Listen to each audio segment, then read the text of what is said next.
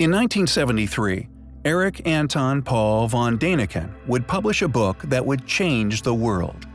Because of this publication, Erich is thought of as the pioneering advocate of the ancient astronaut theory.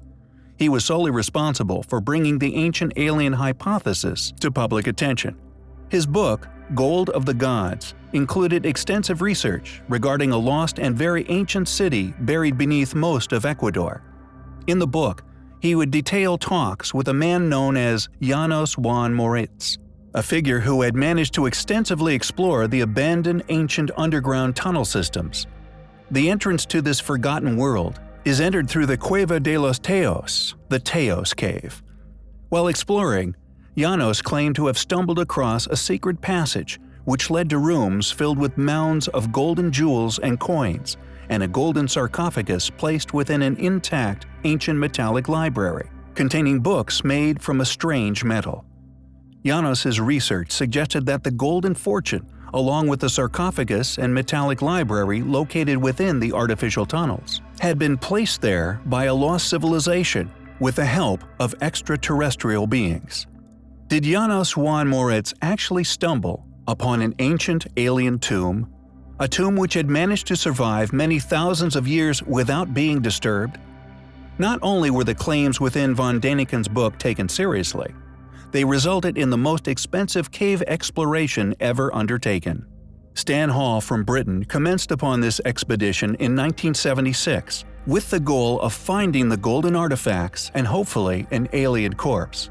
The expedition included over 100 people, including experts in a variety of fields, British and Ecuadorian military personnel, a film crew, and even former astronaut and first man on the moon, Neil Armstrong. The team also included 8 experienced British cavers who thoroughly explored the riskier of ancient tunnel systems, successfully conducting an accurate survey of the complex, producing a detailed map of the buried city. Unfortunately, little evidence of von Däniken's more exotic claims was found or remained. It is always a possibility that funded tomb robbers made it there first. It took over a year for Stan Hall to organize his team, a year which experienced a flurry of public attention directed towards what can only be described as drastically consequential claims. What's more, compounding evidence of the artifact's existence, unearthed from these exact cave systems, has miraculously been documented in the past. Not only had some of these mythical items been recovered, the artifacts had been bought and collected by a man known as Father Crespi. Father Crespi is considered a saint by some. He was born in Milan, Italy in 1891 and died in 1982. He was a Salesian monk who dedicated his life to worship and charity. He actually lived in the small town of Cuenca in Ecuador for more than 50 years. He did not have much wealth, but what he did have, he used to help the less fortunate. He was an avid collector of what could now be classified as impossible artifacts. He would encourage those who needed money to bring him whatever items they could find within the jungles, and he would pay them for their troubles. Although some are crude forgeries, he still paid them for their efforts. Some, however, brought to him from within these cave systems collaborate the stories of Erich von Däniken.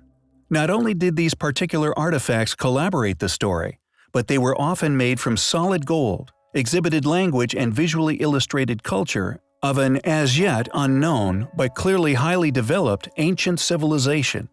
The collection also included several metallic books, inscribed with an exquisite unknown language. Upon Father Crespi's death, his collection was looted by unknown peoples. All artifacts of interest were replaced with obvious forgeries or simply stolen. Upon returning from their unsuccessful expedition, the lead researcher met with Janos Moritz's indigenous source, who claimed that they had investigated the wrong cave. Had the source been paid for his silence? What is interesting is the fact that the team's efforts were not entirely fruitless.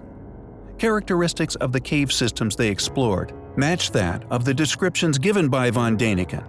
What's more, they actually unearthed zoological, botanical, and archaeological features, items which are unexplainable for the geographical location, unless it was visited by a group of people capable of traveling the seas far before Columbus. What do you think of the Teos Cave's legendary golden burial chamber? Was it all a hoax? Or did somebody get there first?